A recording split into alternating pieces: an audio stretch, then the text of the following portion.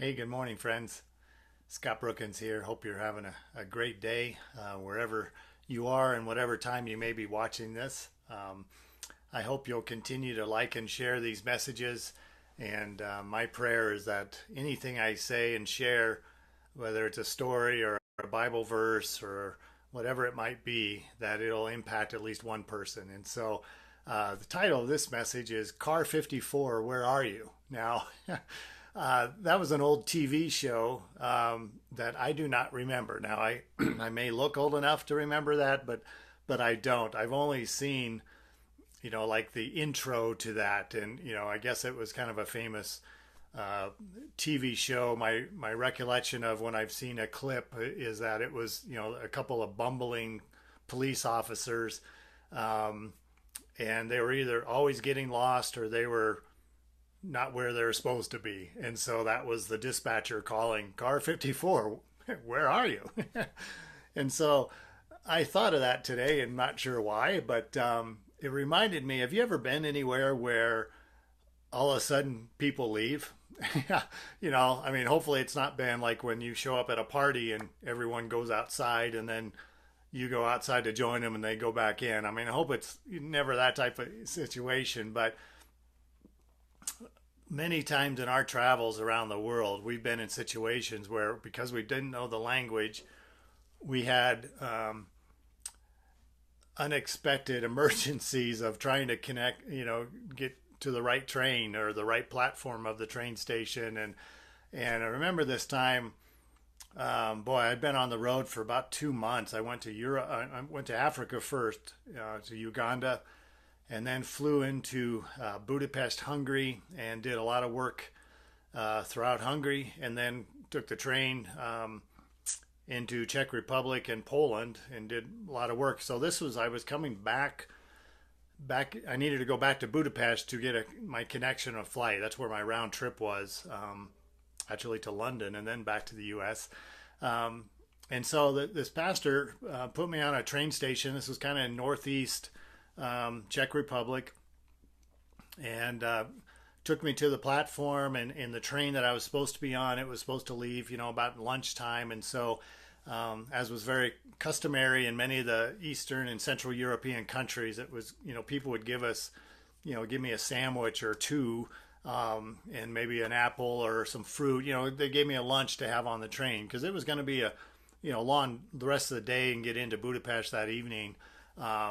And so it was always so sweet for the ladies to make us a lunch, whether we traveled with the family or when I was by myself.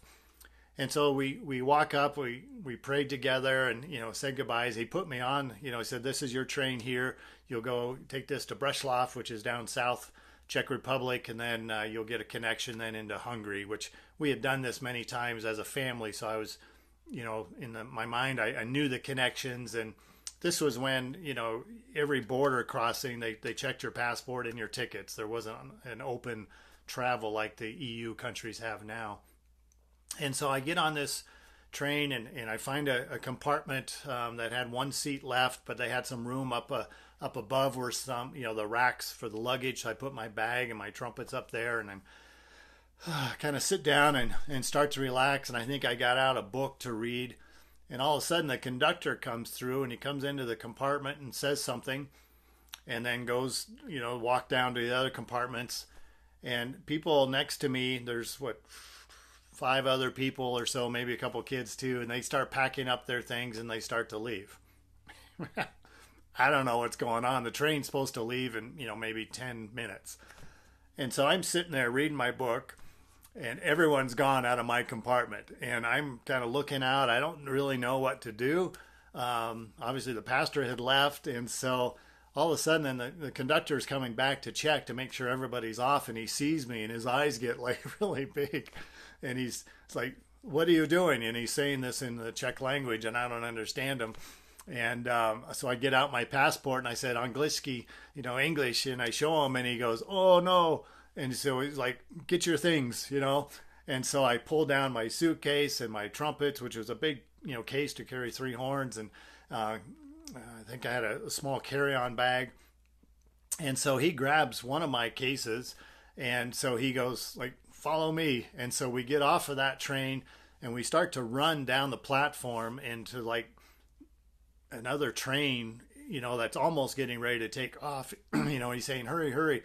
And he gets me up on the stairs of the train, like the first entry, puts my luggage there and says, this is your train.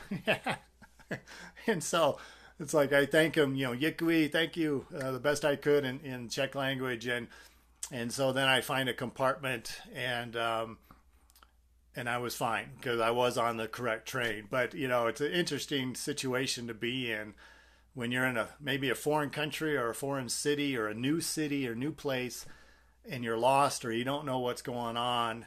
And hopefully somebody, a good Samaritan, somebody nice is going to come by and help you out. And so I don't know if I really have a moral today or a story, but, maybe that you and I can look for people that might be looking around and trying to find the right place. Maybe it's in an office building. They're trying to find the right doctor's office, or, they're trying to find, the store they're supposed to go to. So maybe you and I can have a helpful heart to be open to helping others.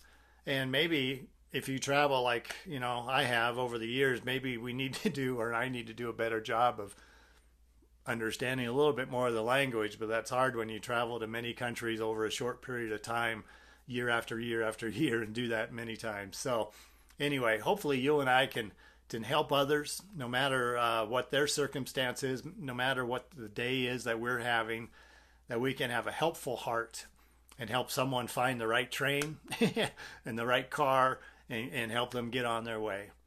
So I hope this is helpful for you, maybe just a fun story to put a smile on your face. Please like and share this. Have an amazing day and go inspire others to do the same. God bless.